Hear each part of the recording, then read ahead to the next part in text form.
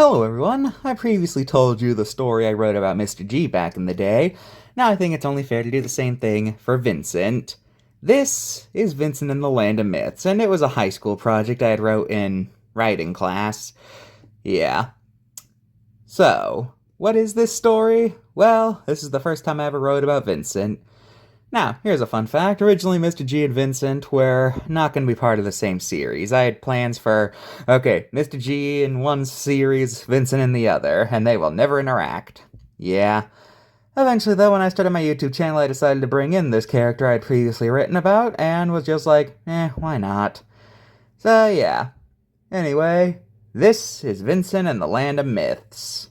Now, since this is kind of a lengthy story, I'm going to be doing this on a 3-chapter basis. Sound good? Good. Also, just like Mr. G's story, this is only sort of canon. There's a lot of details that change later on, so last time I'll tell you what is and isn't still canon. Sound good? Good. Let's get into this. Chapter 1. It was a warm summer day, and a couple who had recently had a child had went out for a picnic in the forest. While they were eating, the father heard a rustling in the bushes. When he looked over, there was nothing, so he continued eating. He heard a rustling again and turned around once more, and once again there was nothing. Then a few minutes later, he turned around again when he heard the bushes rustle for a third time. This time he was so annoyed he went to investigate. "Dude, what are you doing? You never investigate a rustling noise in the woods!" Well, he's dead. When he went to the bushes, however, all he saw was a deer skull, which is weird since it looked like it was floating. So, all he found is a floating deer skull. Alright then. The deer skull started to rise, and a trail of black steam, which... Wait, hold on. Just then the deer skull started to rise with a trail of black steam, which then turned into a very terrifying shape. At that point, the husband knew he was staring at the legendary Wendigo. He ran to his wife and kid, grabbed her, and started to run away. They kept running and running in hopes to get back to their car. However, Wendigo was much faster and ended up catching the father. He bit right through his neck, killing him instantly, and started devouring his flesh. The mother kept running until she was away, but ended up running further into the woods, getting lost in the process. Way to go! She stopped to catch her breath, at which point she sat down and started to cry over the loss of her husband. Just then out of the bushes came a gigantic ape creature. She didn't know what the creature was until she noticed that his hind legs were huge. Okay, let me get this straight. You see a giant ape creature in the woods, and you don't instantly recognize it's Bigfoot. Like, what else could it have been? What else could it have been? She knew she was face to face with Bigfoot. No crap, ape in the woods, who were you expecting, Santa Claus? She was about to scream, but then she had a realization. She knew there was no way she could handle this baby by herself. Wow, way to diss single parents there past me. So she resorted to a drastic measure. She presented the baby to Bigfoot, who at first had no idea what she was doing. Oh, no, wait, no, I didn't write that. I wrote, who at first had no what she was doing. Typos. Until he noticed the sad look on her face, at which point he knew what to do. He grabbed the baby and walked off with it.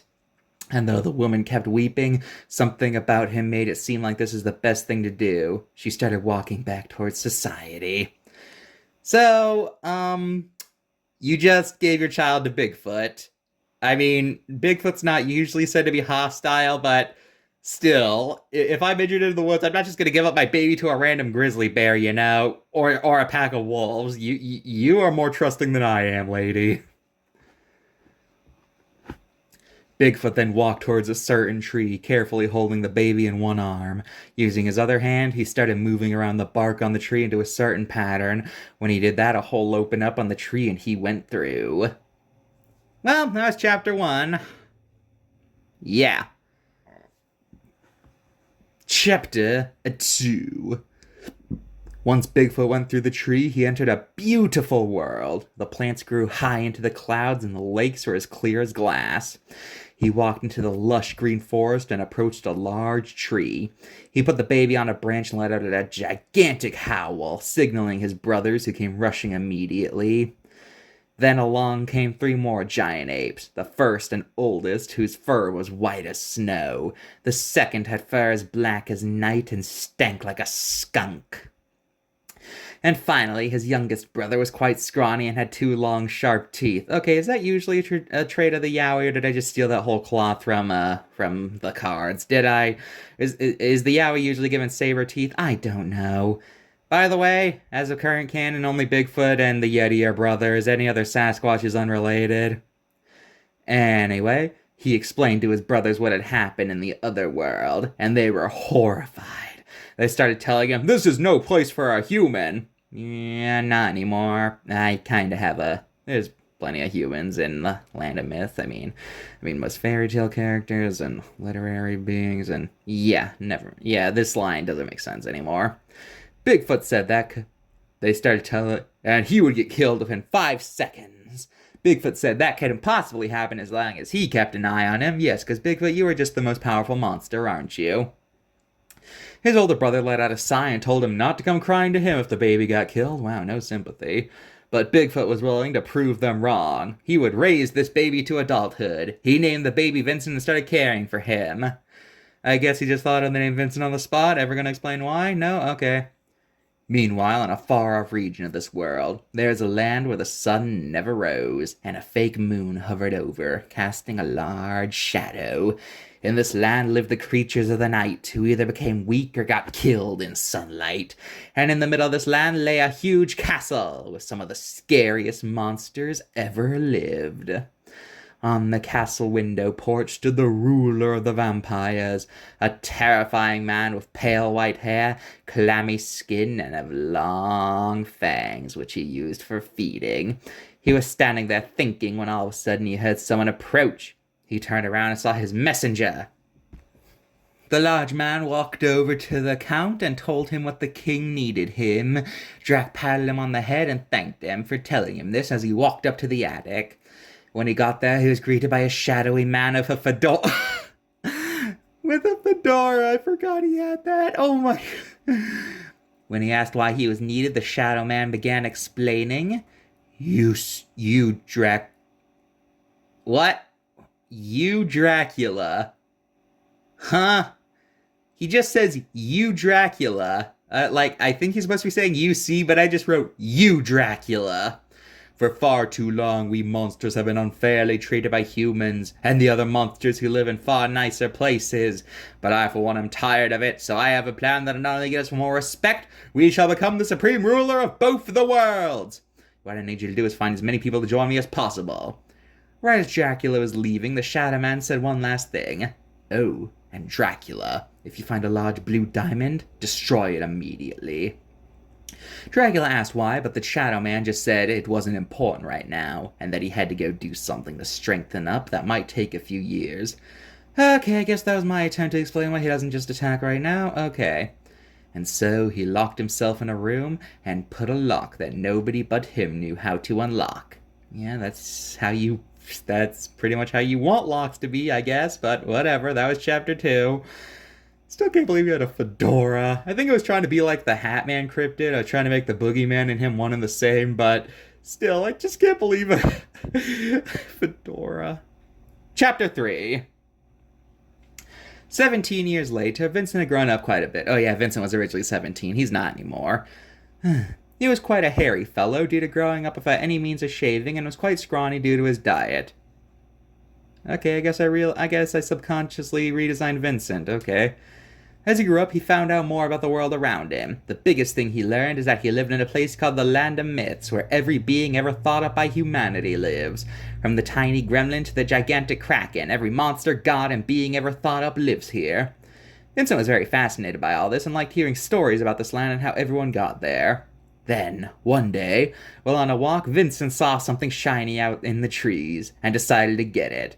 When he got near, he saw it was a piece of gold. Probably fell out of the pocket of an elf. Vincent puts it in his pocket, and kept walking until he approached a dried-up riverbed. Curious as to where it led, he decided to follow it. It's a dried-up riverbed, Whatever. He walked for about 5 minutes until he approached a rather deep and creepy-looking hole. The hole itself was surrounded by garlic plants and sage. Curious, Vincent decided to climb down the hole. It only took about 2 seconds to reach the bottom. What, by climbing or jumping in? Whatever. He looked around and saw a light at the end of the tunnel. Don't walk towards the light, Vincent, it's a trap!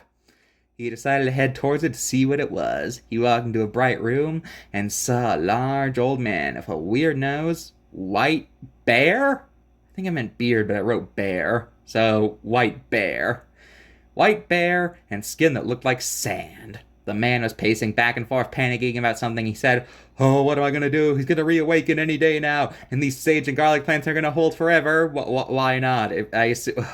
Just then he turned towards Vincent and immediately jumped back and pulled out a staff.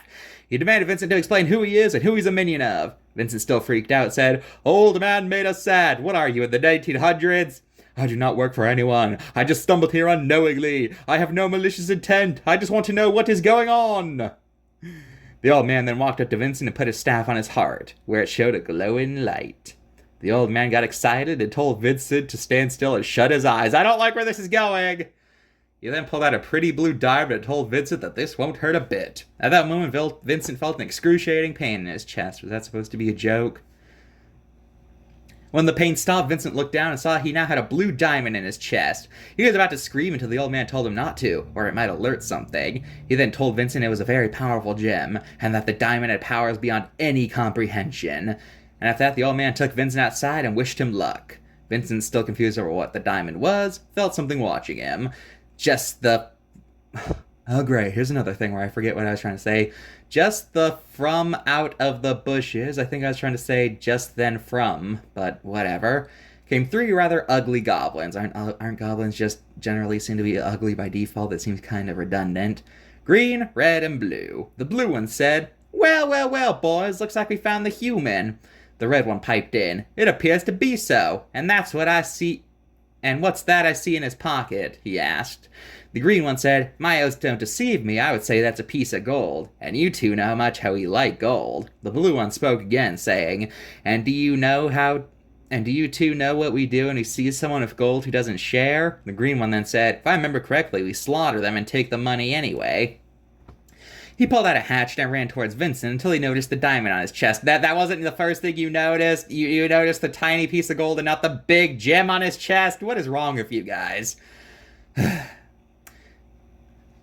At which point he decided to take that instead, so he reached out and touched the diamond. But when he did, the diamond released flashing lights as the goblin felt a bit of himself being drained away. When the light stopped, the goblins were so freaked out they ran off screaming and pushing each other over. When Vincent touched the diamond, a silhouette of a goblin appeared on it, and there was another flash of light. When he could see again, Vincent noticed that his hands were a sickly green and his nails were sharper. He also felt shorter? Don't you mean... How do you feel shorter? And he could hear better. When he looked at himself in the lake, he saw he was a goblin. He was scared and jumped back, whereupon, getting back up, he saw the diamond was now a spike on a helmet. Oh yeah, I forgot, the gem was originally supposed to take different forms depending on what Vincent turned into. He touched him, was back to being a human. Vincent realized this gem had the power to turn its owner into anything it touches. He was both amazed and creeped out at the same time. Yeah, early on the diamond was like a DNA storage thing. It really had nothing to do with the concept of being the Sandman, so later on I kind of restructured it, so it's more like shape-shifting, where Vincent reconstructs his body into the forms instead of it like being some weird DNA thing. Yeah. We'll also think about the morally questionable uses of the gem. Vincent, what are you implying? However, it was getting late, so Vincent just decided to go back to his tree and get some rest. Meanwhile, in the land where the sun never rises, the Count was looking at the shadow in the distance to gauge when the Shadow King would be ready for his plan. What? When all of a sudden he heard something from behind him.